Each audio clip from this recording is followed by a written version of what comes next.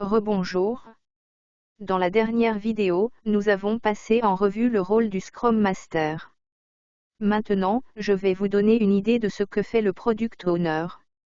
Vous commencerez également à remarquer comment fonctionne la relation entre le Product Owner et l'équipe de développement. Un Product Owner est chargé de s'assurer que l'équipe construit le bon produit ou service. Une équipe Scrum efficace n'est utile à personne s'il crée un produit dont les utilisateurs ne veulent pas.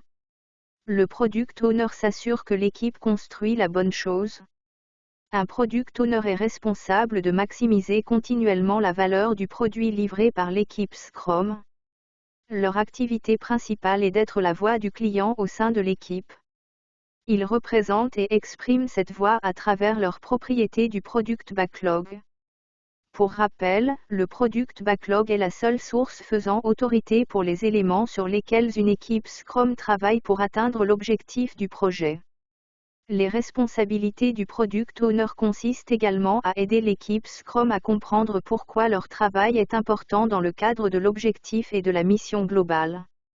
Il donne également la priorité au Product Backlog pour optimiser la réalisation des objectifs et offrir de la valeur aux clients.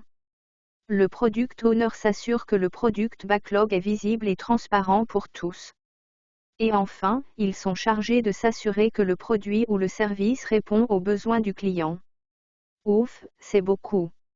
Alors, comment les Product Owners accomplissent-ils tout cela? Ils s'appuient sur leurs traits de caractère clés. Le rôle d'un Product Owner exige qu'il soit axé sur le client, il doit donc très bien comprendre les besoins d'un client et le secteur de son entreprise. Les Product Owners doivent également être décisifs, d'excellents communicateurs et comprendre les deux côtés du problème afin de pouvoir défendre leurs décisions auprès de l'équipe. Ils doivent être flexibles et ouverts à de nouvelles informations pouvant générer un changement profitable pour l'équipe. Ils doivent également être optimistes et positifs, d'autant plus qu'ils transmettent la vision du produit à l'équipe. Et ils doivent inspirer l'équipe à croire en leur mission. Les Product Owners doivent également être disponibles. La nature itérative de Scrum signifie que l'équipe a besoin du Product Owner pour l'aider à inspecter, adapter et planifier régulièrement la prochaine itération. Et enfin, ils doivent être collaboratifs.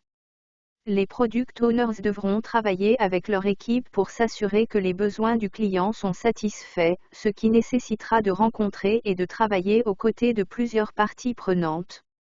Comme vous l'avez peut-être remarqué, les Product Owners sont responsables d'une grande partie du projet, tout comme le Scrum Master. Imaginons un exemple de la façon dont un Product Owner travaillera au sein de Virtual Verde. Par exemple, disons que le Product Owner de Virtual Verde a dit à l'équipe de développement qu'il devait travailler sur les fonctionnalités suivantes dans cet ordre: composition florale, plantes succulentes en pot, grandes plantes en pot et jardin d'herbes. Lorsque l'équipe de développement examine la liste, elle dit au propriétaire du produit que les jardins d'herbes aromatiques semblaient à l'origine difficiles à livrer car ils sont considérés comme des produits alimentaires réglementés. Mais en réalité, le spécialiste des fournisseurs de l'équipe de développement sait que les jardins d'herbes aromatiques sont en réalité bien plus faciles que nous ne le pensions, car notre fournisseur a déjà de nombreux jardins d'herbes aromatiques en stock. L'équipe de développement suggère donc de se concentrer d'abord sur les jardins d'herbes aromatiques.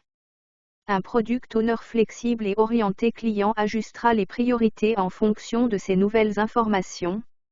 Donc, pour récapituler, nous avons discuté du fait qu'un Product Owner agit comme la voix du client et qu'il est axé sur le client, décisif, flexible, optimiste, disponible et collaboratif.